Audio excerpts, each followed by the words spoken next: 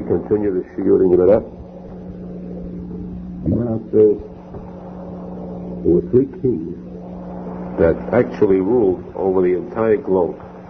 Every single land of the world was underneath their domination. These three kings were Achav, the king of the 10 tribes of Israel. He lived in the time of Eliyahu Hanavi. He was the evil king, whose day Eliyahu Hanavi stopped the rains. Second king was Nebuchadnezzar, the king of Babylonia, one that drove the Jews out into Galut and destroyed the first Beit HaMikdash. And the third was Achashverosh, king of Persia. These three ruled over the entire world. Now the Gemara says, let's find proof. In the case of Achav, let's find proof from the Psukim of the Torah. In the case of Achav, it says that when Eliyahu Hanavi had stopped the rains, Hashem gave Eliyahu Hanavi the key to rain.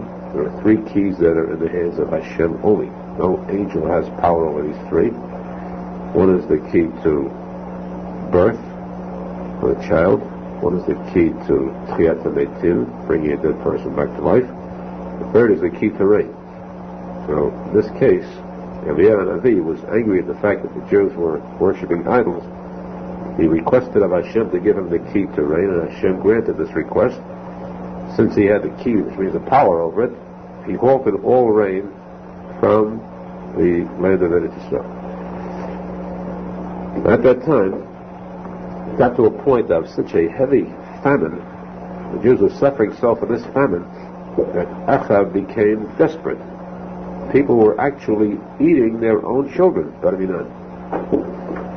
So he called upon Obadiah, the prophet who was there, and he said to him, go search everywhere to find Eliyahu Hanavi and bring him to me, because it's his fault that there's no rain. Obadiah went in search of Eliyahu Hanavi, and he met Eliyahu Hanavi, and he said to him these words. The King Achav has sent a message to every single nation in which he ordered them, decreed, that if they know where Eliyahu Hanavi is, they should reveal his whereabouts immediately. Now the Gemara says, unless Achav, the king of the Jews, had full power over all nations, how could he issue an order to all nations? This order can be given by one who's a ruler, a king over them. Therefore, this statement proves that Achav was king over the entire world. This is the first king who ruled over the world. Second king who dominated the globe was Nebuchadnezzar, king of Babel. Babylonian Empire covered the globe, because we find that the prophet Yirmiyahu says that every nation, every kingdom will serve Nebuchadnezzar, king of Babel. Here we have testimony by the prophet Yirmiyahu. Third case was Achashverosh, where the first sentence of the Megillah says he ruled over 127 lands from Hodu to Kush, and this was the whole world, every land in the world. The Gemara asks, how come we do not list also Shlomo HaMelech, King Solomon? He also ruled over the entire world. Why doesn't the Gemara say there were 4 kings who ruled over the world? The Gemara answers, in the first place, King Solomon at one time got himself into trouble. He got into an argument with the king of the Shedim, and the king of the Shedim tricked him, took away his kingdom from him, and he was left without a kingdom. So, therefore, since the result was he was not a king anymore, we do not list him among those who ruled over the world. But even if we say that eventually King Solomon got his kingdom back, and he was king at the end, still the Gemara does not want to list him among these kings, because the Gemara lists only kings who ruled over the physical world. But Shlomo Melech is different. He ruled not only over the physical, he ruled over the spiritual too. He ruled over what's known as the upper world, the world of the Shedim, the world of the spirits. Therefore, he is not classified together with the ordinary kings who ruled over the world. The Gemara asks, why don't we list Sancheriv, king of Ashur? Since we are listing kings who are unusual in that they ruled over the world, the Torah tells us that Sancheriv conquered the entire globe. Then he came to attack. He was the one who drove out the 10 tribes of Israel into Galut. Then he came to attack the 2 tribes of Israel. It was called Malchut Yehudah. Chizkiyahu, the king, great-grandson of King David, was king then. Chizkiyahu was a king, a tzadik, who was so great a tzadik that in his time, every man, woman, and child knew the entire Gemara. And he was very poor as far as military strength. There was no chance whatsoever for Chizkiyahu's small kingdom to battle against this mighty, powerful emperor, Sancheriv. So the Torah tells us that Sancheriv came and besieged the city, ready to attack it. But still we see that he did rule over the world. Why don't we classify him among those special kings who ruled the world? The Gemara answers, let's see the end of the story. Sancheriv never got to include Yerushalmi in his conquest. We list only those who ruled literally the entire world. If one thing is missing, we don't list them. Sancheriv got to Yerushalmi but never got into it, because his army came to Yerushalmi. Chizkiyahu, the king, prayed to Hashem, Chizkiyahu tzadik, and then Hashem made a miracle where that night over 180,000 of Sancheriv's soldiers died in a plague. But he never got into Yerushalmi. Therefore, we cannot list him as one of these kings. Now, Tosafot asks a simple question. The one that we know, the most famous king, that ruled over the entire world, literally, conquered every inch of the world and even went beyond to the hidden parts of the world, was Alexander the Great. He went so far that he went to attack and conquer even the hidden kingdom in Africa, the kingdom of the 10 tribes of Israel. Special hidden kingdoms of women, or a kingdom that came close to Gan Eden on earth. Why don't we list him as one of the kings that ruled the world? Tosafot answers, the Gemara lists only those that we know, not from history, but from actual Pesukim in the Torah.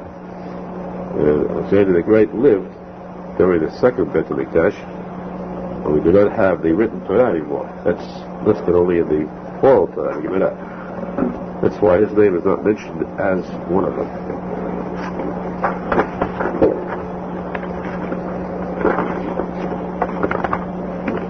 Very fittingly, tomorrow night is like Ba'omer, the Megillah of Yeshua and Arizal. The Gemara tells us now a discussion between Rabbi Shimon and Arizal and his students. Students asked Rabbi Shimon and Arizal a question.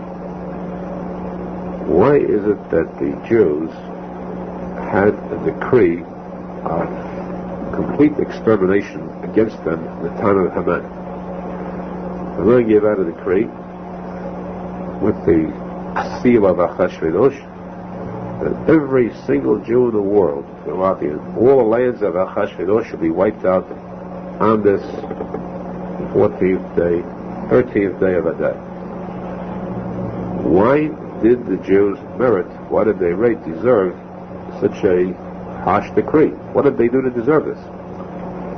Yishmulei Chayizal said to them, you ask the question, you tell me why. What reason do you give for it? They said, we believe it's because Achashverosh made a party, a feast, for all his lands, and the Jews partook of this feast because they ate of the food of Achashverosh, this teref food, teref wine. Therefore, the decree of death was given against them. Yishmulei Chayizal said, your answer is not sufficient. Because if that's the case, only the Jews in Shushan capital city of Persia where the party took place should have been killed. Why did the decree reach out for the Jews throughout the entire world? Why should they be included in such a decree? Therefore, so they said, all right, you tell us, Rabbi. So he said the answer is, why the decree was issued is because they bowed to the idol. Which idol they bowed to? You recall, years before that, the time of Nebuchadnezzar, the king of Bavel, the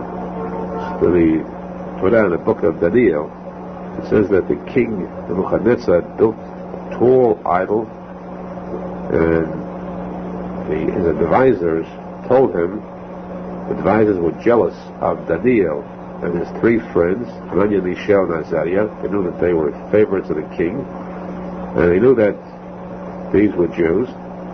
They were very jealous, and they wanted to do away with them. So they advised the king, build this idol, and give out an order that every person in the kingdom must bow to this idol. Whoever does not bow to the idol receives a death penalty.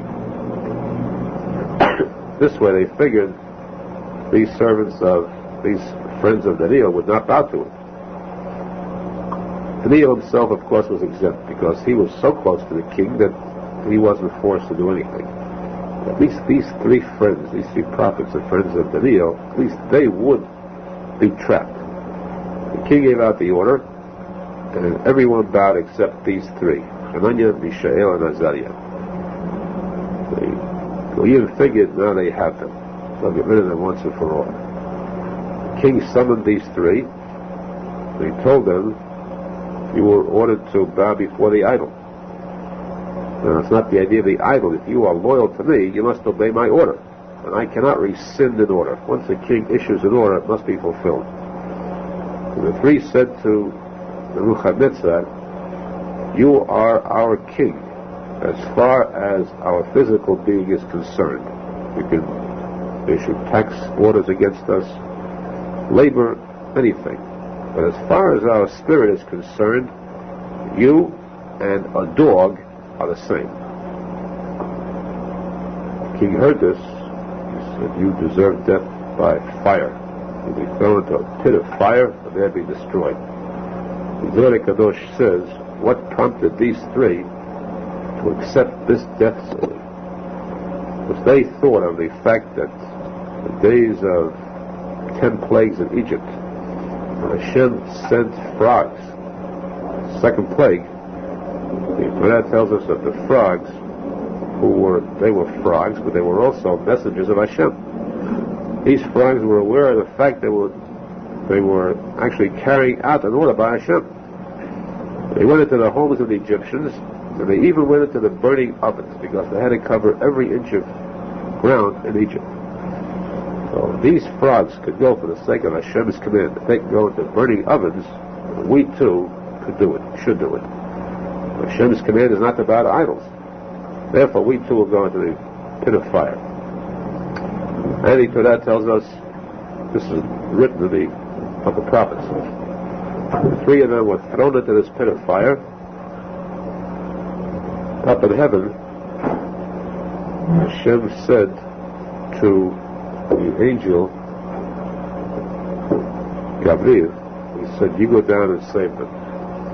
Because before this, their forefather was thrown into the pit of fire too, Avraham Avinu. And at that time, you volunteered to save him, and I didn't give you permission to do it. I said that he is one Jew in the world, and Hashem is one Hashem. It is fitting for one to save one. But because you volunteered then, I promise you I'd repay you for that good suggestion on your part. But now this is your chance to receive your reward. Go down and save the three descendants of Avraham Avinu. Now the pasuk tells us that Nebuchadnezzar looked into the pit of fire, and he asked, how come I threw three in there and I see four now? And this fourth one looks very unusual, heavenly. His advisors told him this is a trick. That pit of fire is not hot. So he said, that's a good point you have there. We must prove it. And you who doubt, the holiness of these three, you prove it.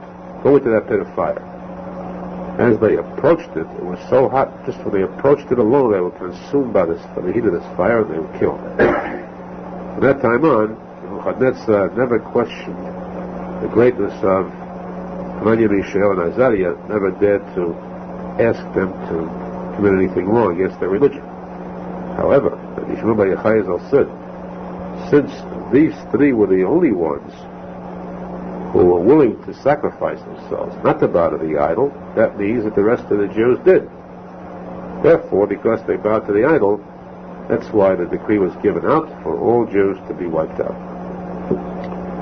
The Gemara asks, if that's the case, the students ask Rabbi Arizal, if that was the case, how come they were saved? Why should there be a miracle in Purim saving them if they actually bowed to the idol? Shulchan answered, because they did not bow to the idol out of belief, faith. They bowed out of force, fear of death. Now we have a law in the Torah which says that any time there's a question of life and death, any law in the Torah can be broken in order to save a person's life.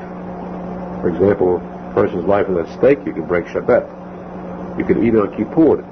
You can eat Taref, so on. But if it's a question of idol worship, then a person is told, worship the idol or die, here his life is less valuable. He must sacrifice his life rather than to worship the idol. Now, what if a person didn't fulfill that order? He did worship the idol, did not sacrifice his life, because he wasn't that brave. He didn't have the courage enough to give up his life. If he did it, there is no death penalty for it. Because we know that this person didn't commit the sin willingly, didn't do it out of faith in the idol. He was compelled against his will by force. So there's no death penalty. He deserves a much smaller penalty. That's what the Jews got. They got the scare, which was bad enough, the scare that they're going to be wiped out. This was their penalty, but they did not actually bow to the idol willingly, knowingly, with belief in it. That's why the decree of death was not carried out against them. Now let's take the question once more. Let's analyze this was a deep discussion.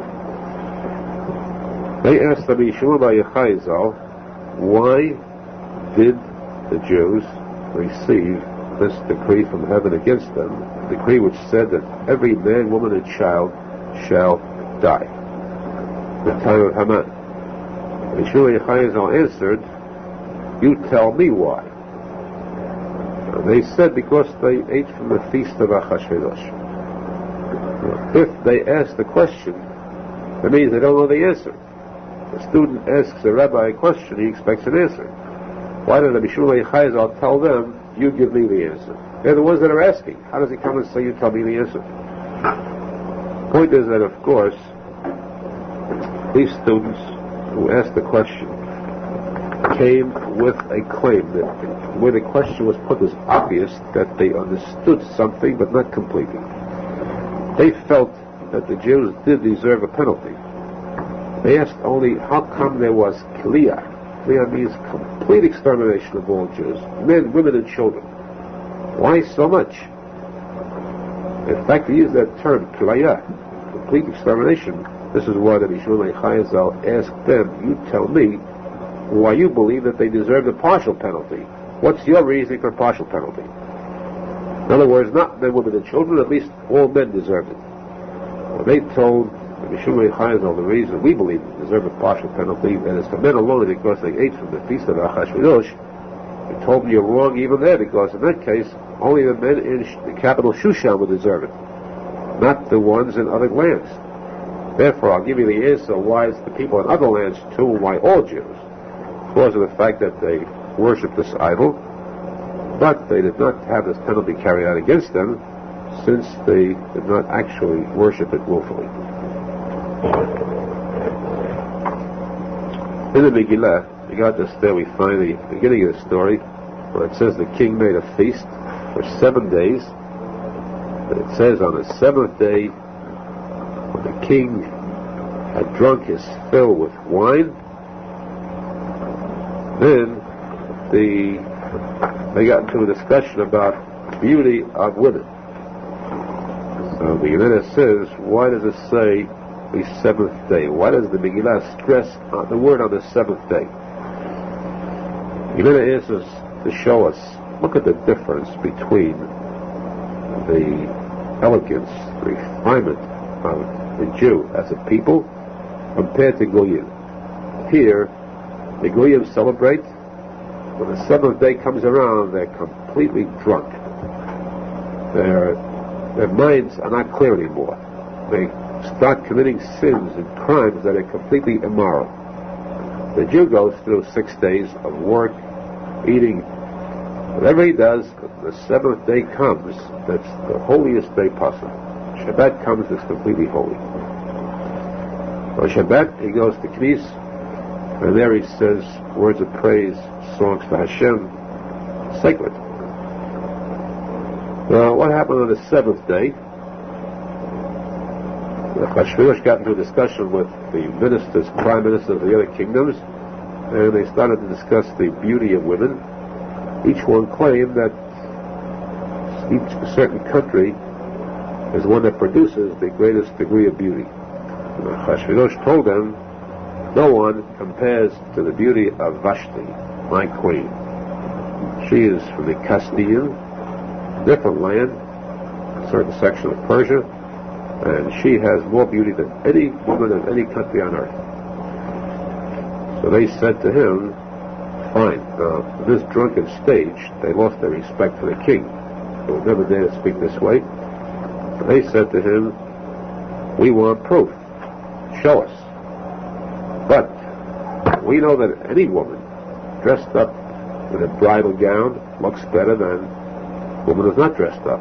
And certainly a woman who's dressed up in royal clothes, royal garments, with a queen's crown, naturally has beauty added to her. We want proof that she has natural beauty without these garments. The Chassidut agreed to this immoral act to bring her unclothed on this seventh day. The Gemara says, why did this work out so, that Vashti should have to undergo such a shame and embarrassment? Because Vashti was so evil, so against Jews, that she had maids serving her every day of the week, maids of different lands, different countries, different beliefs, and she selected, especially on the seventh day on Shabbat, Jewish women to serve her and be forced to break Shabbat, and these women should be forced to go without clothes too, to hold them for embarrassment. The Gemara says Hashem repays a crime in the same measure. You thought you could make the Jews suffer on the seventh day, Jewish women, and embarrass them. You're going to have your downfall on this very same day. And that's why she was summoned to come before the king in this embarrassing position. The Gemara asks, what was so embarrassing for Vashti? After all, Vashti was completely immoral. Vashti had no sense of shame whatsoever. She was ready to parade openly in front of these ministers, pride herself, without any degree of shame or embarrassment. So how come that the Megillah tells us that she refused to come when the king summoned her? The Gemara answers because two things happened to her. One, she suddenly developed a case of leprosy. And leprosy means a skin disease with such blemishes that hurt not just her looks but her pride. Secondly, to add to this shame, a malach came down from heaven and added a tail to her, a long tail. But this was so embarrassing, she could never face them. It was worth even dying rather than come out to be shown, to be seen by all the king's ministers. When she refused, the Megillah says further that the king became infuriated. And his anger burned within him. And the question is, why should he be so angry? Just because she doesn't come. Many men whose wives refuse to obey an order, in fact, practically all of them. And aside from that, this wasn't such a strict order where it should bring such a degree of anger. The Gemara answers it wasn't just that she refused, it was that she sent a message to him, calling him a vile name in front of his ministers. You slave boy, you stable hand, because he was the stable hand of her father originally. And he killed her father, who was the king, and married her. Of course, she embarrassed him with this message. You stable hand. Not only that, she sent him, my father was able to drink 1,000 cups of wine and not get drunk. You drink just a little already, you're so drunk that you're making such demands. This caused him to become wild, insanely angry, and he issued the orders for her death. Now, when he asked, Achashverosh in general was a king who was not clever at all. He was called a tipesh, a fool. And did. So he asked his advisors. He had 7 advisors in front of him. He asked them what should be done. The Megillah says that Menachem spoke up before the king's advisors and gave his advice to have Vashti killed and have an order given out that every man should rule in his home. No wife should be the ruler of his home, except all men should rule over their wives. Doesn't mean Haman was that good. I mean, it was a beautiful advice. But the village prayed for him to die for that. Well, the Gemara says now that why was Haman called Menachem? Menachem means prepared. Why did they just say Haman? The answer is that he was prepared, he was opening the way for his own suffering, because he, having destroyed Vashti, being the key, the cause to having Vashti destroyed, brought about the rule of Queen Esther, which eventually caused his downfall. But the Gemara says, from here we see a very important lesson. Here we see that whenever you have a meeting, people gather to discuss a very important problem. Generally, the head yod, the dumbest one present, jumps up first with a suggestion, with an idea. The head yod kofetz berosh, he jumps up first. Because here it says that Menachem spoke before the other ministers, and he was the lowest one. It's a sign that the thickest head is the one that shows himself first, instead of being discreet and reserved. Notice, watch always for the fool to jump out first. Of course, the Gemara says too that there's a debate. Was this really Haman? 2 rabbis argue the point. The other one says this was not Haman, this was the Hafil, the great Daniel himself. The Gemara says, why would Daniel come forth and say, Vashti should be killed? Fine, but why give out an order to all the kingdoms from now on, every man should be the ruler of his home? The Gemara says that Daniel was so great, the greatest Jew alive, the greatest prophet alive, the greatest tzadik alive. He had rule over, influence over the king of the world, the Nebuchadnezzar. He influenced over the angels even. Angels feared him. He ruled over everyone. He dominated over everyone. He feared one person. One person only, and that was his wife. As great as he was, there's always that power behind, that the hidden strength of a female, a wife, a woman, that somehow rules over the biggest, greatest people, power behind the throne. For some reason, this so-called, this falsely termed weakest sex, weak of course was mentally, it might attribute to them, but in general, their power is one. They wield the power over men, and even the biggest tzaddikim tremble before them. So Daniel, his own personal desire, to be able to rule over his mate, asked the king to issue this decree throughout all his kingdom. He finally get what he wanted: peace at home and complete domination. We need another Daniel today to save us.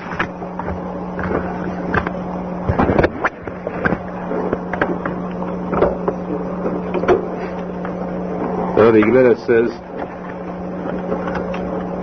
very interesting point. The Sefer Divrei Hayamim, it's the last one of the 24 books of the written Torah. This Sefer we have generally lists of names in history from creation through the destruction of the first Beit HaMikdash. And there are so many names there that it's strange at times why all these names are listed. Names that we do not find in the Torah. The Gemara says that one rabbi said about this Sefer Divrei Hayamim, you have strange names. Well, we rabbis of the Gemara know how to decipher these names. For example, take one pasuk which is very difficult to understand. It says his wife, the Yehudiya, the Jew, gave birth to Yered, Avi Gedor, and Chaver, Avi Socho, and Yekutiel, Avi Zenoach. And these are the children of Batya, the daughter of Paro, which the one that Mered took for a wife.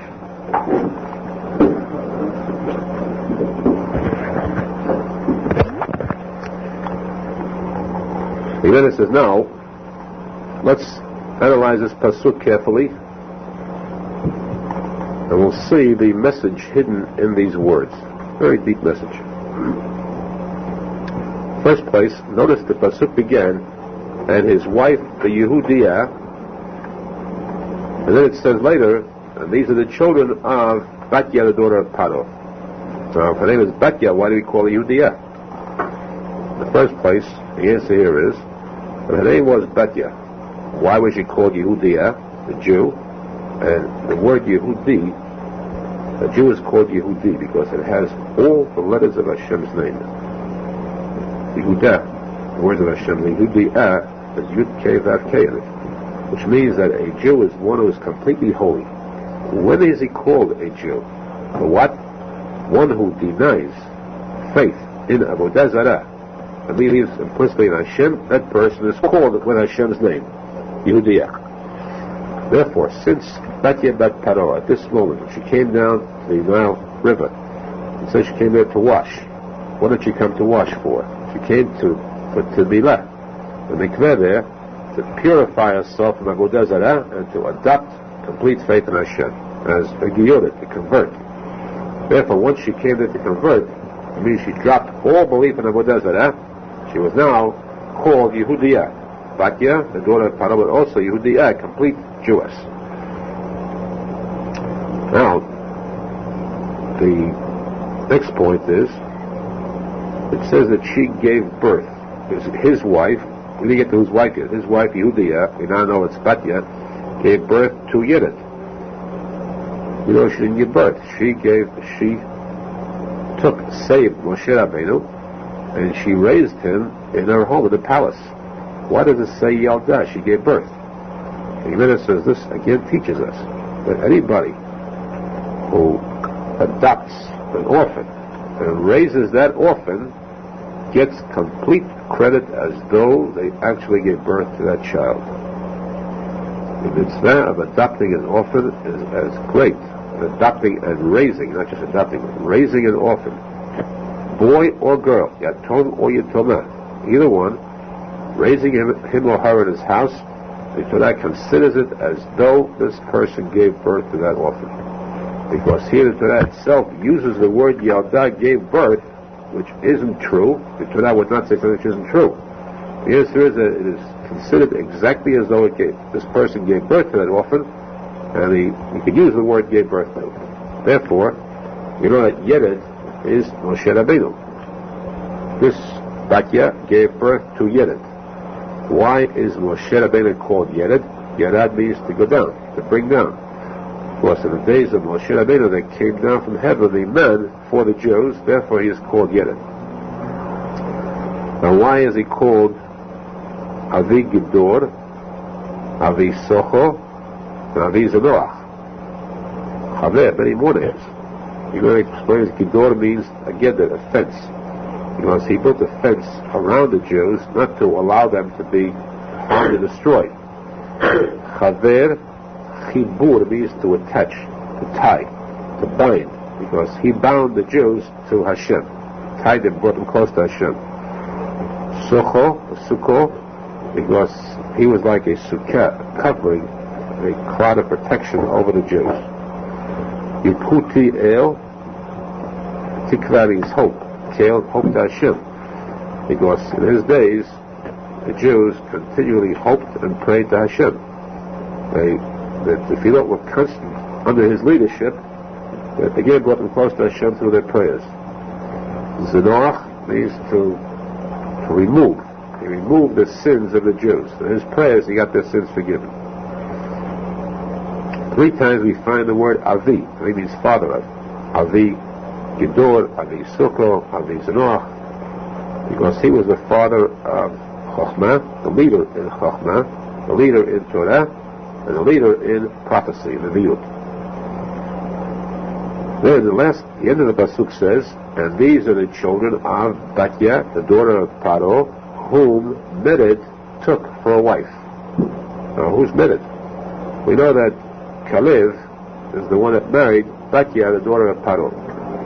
Kalev was one of the 2 good spies that went to Israel. 12 spies went to Israel to spy out the land. 10 of them came back with evil reports. 2 of them were good. Yehoshua, the student of Moshe Rabbeinu, and Kalev ben Yefuneh, leader of the tribe of Yehudah. His name was Kalev. Why does the Torah call him Mered? The answer, the Gemara says he's called Mered because Mered means to rebel.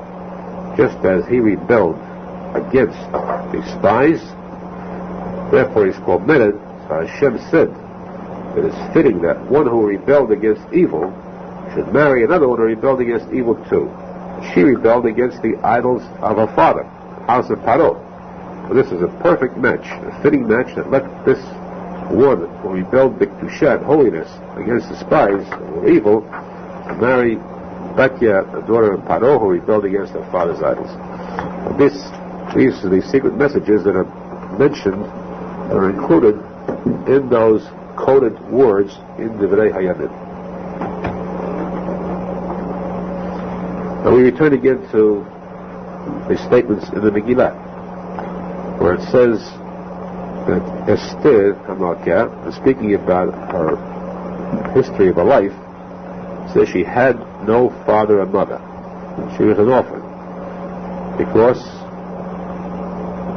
when her mother became pregnant, her father died. He never saw her as a child. And then her mother never saw her either because her mother died at childbirth. So she was an orphan from the moment she was born. Then it says that the Kacha Mordechai lo labat. Mordechai took her for a daughter. Took her for a daughter. The wording take, the Kacha, likuchin, the Gemara says is a word that's used for kiddushin, for marriage. So we have to use the word not labat, but labayit. The Gemara says that the refined term for wife is not wife, but bayit, house, housewife, housekeeper. The Gemara says that one of the rabbis, the Gemara said, I never call my wife my wife. I always call her my house because she is the akeret habayit. She's the pillar upon which the entire house rests. The entire household depends upon a wife and a mother. So the term used is bayit. So here, when it says Mordechai took her for a bat, it doesn't mean bat, daughter. It's short for the word bayit, for house meaning wife. Question, why doesn't it say befeirush? Why does the Megillah say he took her for a wife? The answer is that this Megillah had to be read partially even before the story of Purim happened, at least that part, so that there was no way, it was too risky for Mordechai to have to write down that she was his wife. If the king would know that she was the wife of Mordechai, Achashverosh, he would automatically kill Mordechai first and then take Esther for himself. This was kept a secret from King Achashverosh, Therefore, the secret is written in the form of code. That Mordechai took her for a bayit, for a house, meaning for a wife. The word, of course, that gives it away is the word lekacha. Lekacha is lekuchim. Instead of saying that she was, she was his daughter. She was his adopted daughter. It says lekacha means he married her. Right? That means that she was his wife. Of course, we know naturally that she was the wife of Mordechai. But the Megillah, it had to be kept secretive. The Megillah says, where else do we find this fact that a wife is termed daughter? But we have to find it elsewhere too. We just can't say this is the origin. The Megillah is very simple. You find that when King David got into this problem with Bathsheba, he took Bathsheba, who allegedly was the wife of Uriah, and the prophet came to him and said, I have a problem for you. He came to charge him with this crime of taking somebody else's wife. He said, I have a problem for you, I want you to judge this problem. In the case of a very rich man in this town who has everything, and he has a neighbor who's very poor. He has nothing at all except one little lamb that he bought, and this lamb he raised with him. This lamb eats from his bread, drinks from his cup, sleeps in his bed, and she is like a daughter to him. Now, if she drinks from his cup of wine, what makes her a daughter? Why is that a daughter? The answer is, this does not mean daughter, this means bat, it means bayit, house. This refers to Uriah, who was poor, didn't have as much wealth as King David, and he calls Bathsheba his wife. But he uses the term daughter, so we see that the word bat originally in the Torah itself is used as wife, as bayit, and therefore this is proof that here too, very simply, the word bat for Esther means bayit or wife. Now the Gemara says that while Esther HaMalkah was taken by the king's soldiers and kept in a special home, a place where all the women of beauty were gathered. They had to come and parade before the king to select the queen. While she was there, what did she eat? The Gemara says that she found favor in the eyes of the caretaker, and he fed her vegetables. One rabbi says that he fed her kidli de chazeri. He fed pig's meat. That's what he offered her to eat. Rosenfeld says that's what he offered her. As for Sharon, naturally she did not eat it. And of course, according to the Zohar Kadosh, the answer is very simple. The Zohar Kadosh says, in general, how could she, as the wife of Mordechai, have lived with Achashverosh? It's an impossibility. Though the Gemara says that legally it wasn't a crime, it was against the rule, and so on. The Zohar Kadosh says that that's only theoretic questions, theoretic answers. In actuality, as Shalom to say, by Shon Hara against the state of Malkah, that Achashverosh ever touched her with his smallest finger. What then?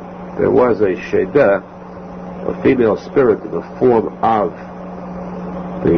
exactly the form of Esther, and when it came to living with Achashverosh, this Shedah took over the place of Esther, while Esther returned to Mordechai. Now, Arizal says that we find in Tosafot a hint, secret wording. Tosafot asks, again theoretically, if Esther HaMalkah did live with Achashverosh, how could the pasuk say at night she lived with Achashverosh, in the morning she returned to Mordechai, her husband? How could she ever live with Mordechai, her husband? She first must determine whether she's pregnant, whose child it is. And if she is pregnant, she's not allowed to go back to her husband until she finds out who the child belongs to. Tosafot answers that Hayta Mishameshet B'much. Much means she used a certain type of cloth which would stop any chances of pregnancy. Tosafot uses the word much, and the Arizal says that word much is the name of a female sheidah. She used this female sheidah, therefore you know that she was not pregnant. The same thing here too, when it says he offered her these unkosher meat, pig, it was the same.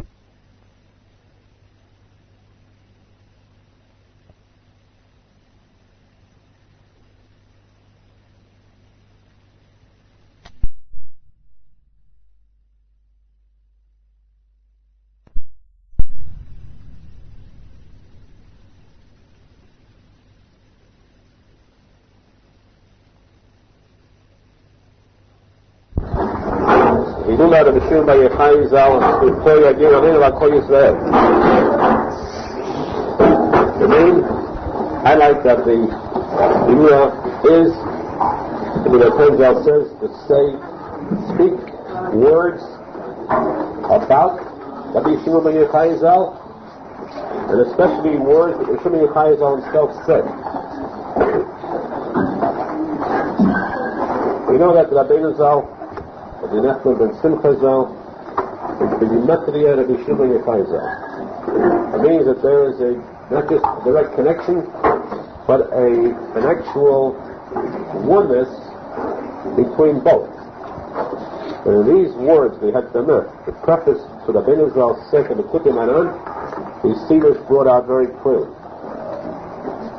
And Kaneda Lee, the Rabbi Arizal says that any person, no matter how simple and ordinary, who studies a Sefer Kadosh carefully, delves into it, can find extraordinary chidushim. And so tonight, in these words, I believe we have found new lights. The words of the Rabbi Arizal. Rabbi Arizal begins, "V'chu chazu b'favot Hashem." Come and see the deeds of Hashem, the actions of Hashem. Hitgalut nifla, a marvelous revelation. Yisod gedulat Tana Rakai Rabbi Shimon ben Arizal. The secret of the greatness of the heavenly Tana, the heavenly Rabbi Rabbi Shimon ben Arizal. This is the way Rabbi Arizal begins. Rabbi Arizal is about to reveal the secret of Rabbi Shimon ben Arizal's greatness. First question is, why does Rabbi Arizal begin with these words? L'chu chazu b'favot Hashem.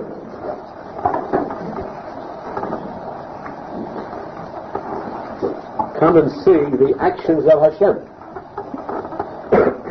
What has this got to do with the actions of Hashem? This is a pasuk in Tehillim. L'chu chazu b'favot Hashem asher sam shamot ba'aretz. Come and see the actions of Hashem, who has made destruction in the land. When you're ready?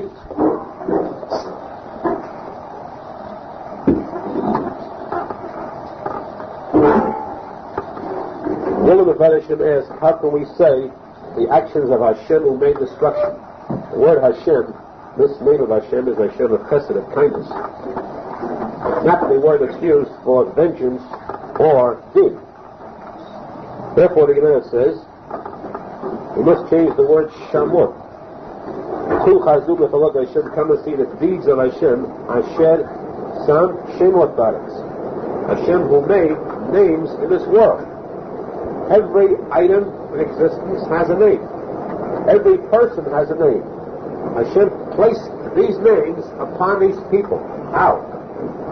Before a person is born, the parents discuss what to call that child. And the Yemenah says now, Hashem Sam Shemot. Hashem places a name in the minds of these parents to call that child this name. Why? Because the name of that person is going to characterize the nature, the characteristics of that person. And this we know is a posek. Arizal says that one who knows, one who understands Kabbalah, can see in the one word Adam, person, every single person in the entire world, if he understands that one word Adam.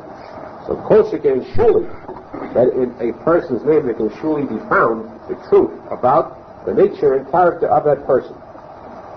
And therefore, the Arizal brings this pasuk to tell us that come and see the marvels of Hashem. That here we have a name, Rabbi Shimon ben Yochai, and how in this name we will find the unusual characteristics of the Kedusha of Rabbi Shimon ben Yochai. But l'chu chazu, come and see.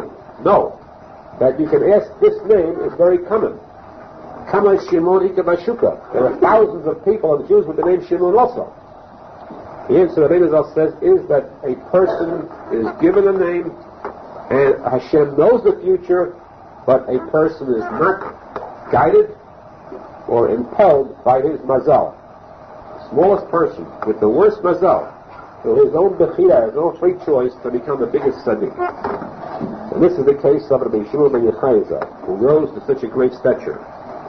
Now Rabbi Arizal explains. He continues, Rabbi Shimon ben Yochai Rabbi Shimon ben Yochai promised, assured, and guaranteed that the Torah will never be forgotten from the Jews. How? Through him. Through his guarantee, through his assistance. In the Gemara brings the Shabbat. There's a maflok in the debate between the Chachamim, the rabbis, and the Moshe Feinstein. The rabbis say there will come a time when Chas v'Shalom, the Torah will be forgotten. There will come that time, a very dark moment. There will be no more Torah. That moment will be a moment of darkness. The Moshe Feinstein says that darkness will never come. Chas v'Shalom, the Torah will never be forgotten. Why? Because there's a pasuk Yoti Shachach Mipizat O. The Torah will never be forgotten from the children of Israel. But that pasuk will never be forgotten from his children. The last letters of those words are Yochai, which means because of his child. Whose? Rabbi Yochai's child. Rabbi Shimon ben Yochai, therefore the Torah will not be forgotten. Why? Because the Zohar Kadosh says, the Zohar that Tikuney Zohar. Through the Zohar Kadosh, which Rabbi Shimon ben Yochai wrote, this will bring the Geula for the Jews.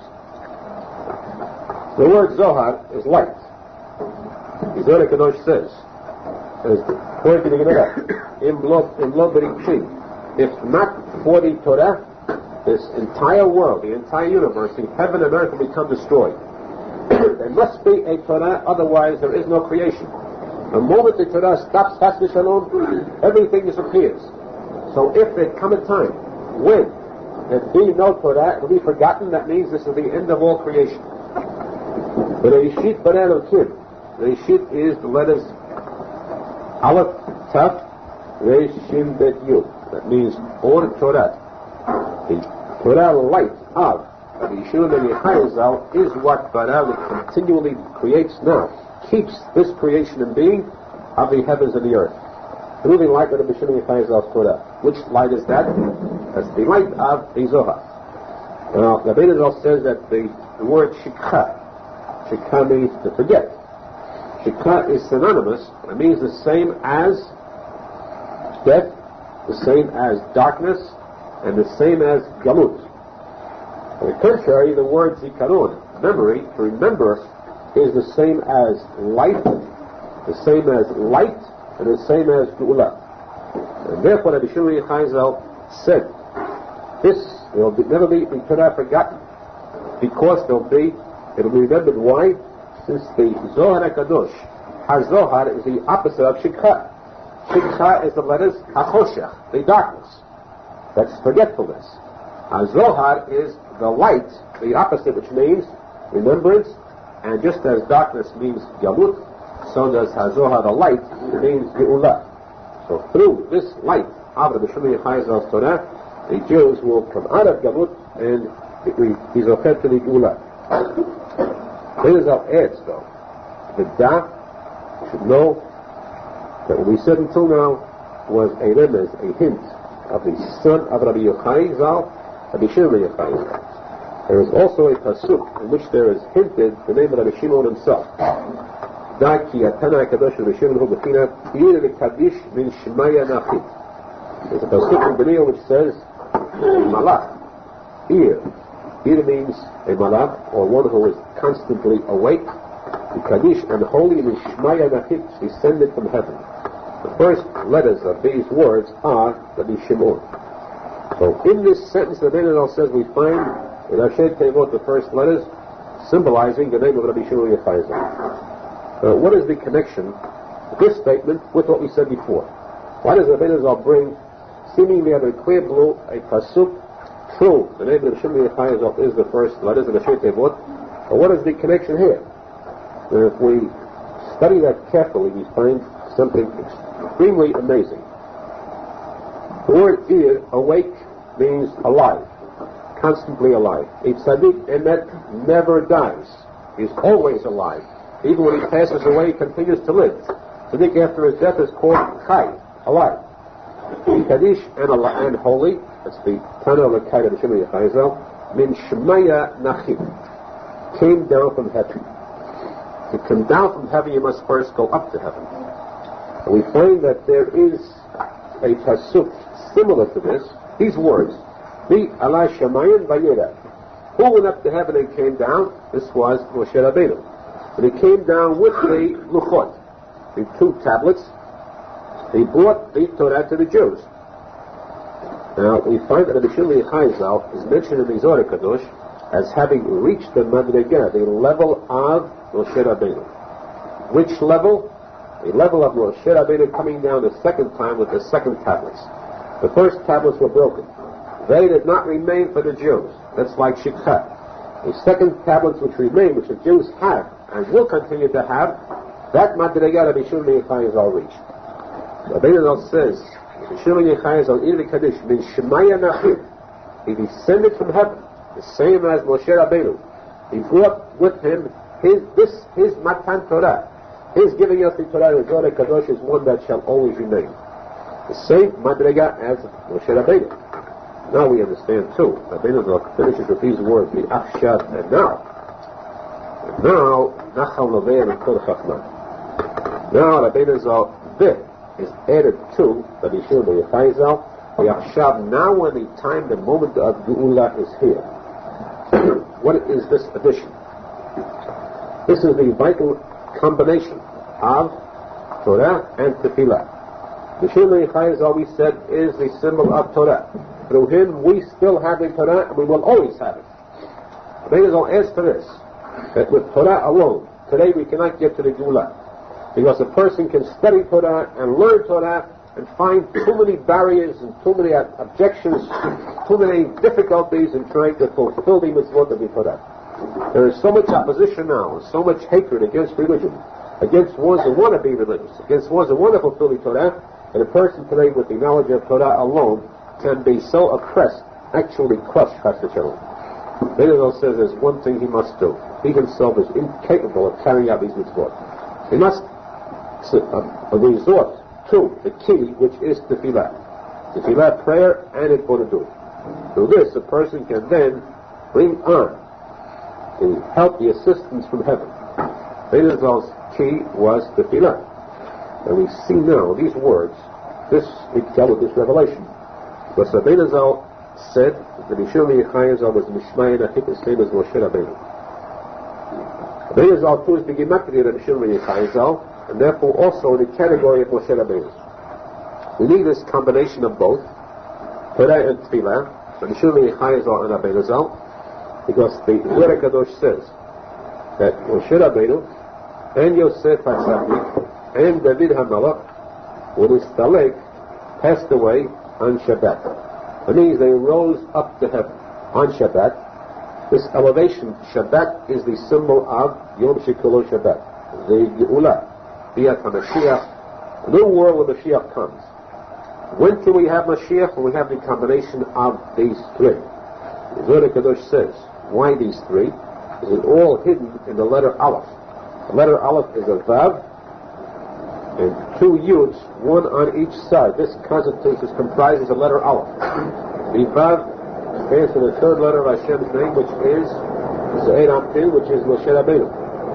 The Vav is 6, the 2 Yuds are 20, together it's Hashem's name, is Aleph, 26. But this stands for the future, the Geula. The Vav is Moshe Rabbeinu, and the 2 Yuds are the 2 Mashiachs who will come with Moshe Rabbeinu. Mashiach ben David and Mashiach ben Yosef. So we have this combination of Moshe Rabbeinu and David and Yosef.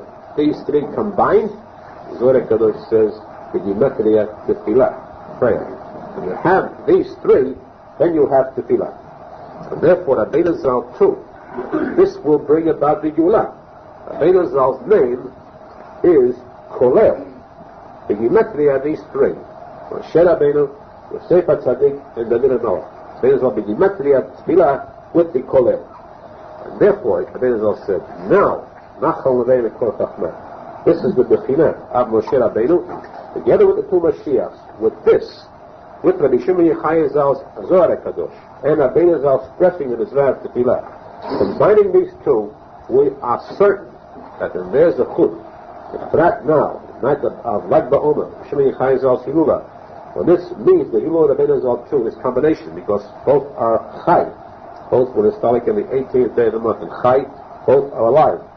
Combination of both Zechuyot, we are certain that it is offended now to see the Geula Shleima B'Emet, and yet Mashiach is Kenu. Amen.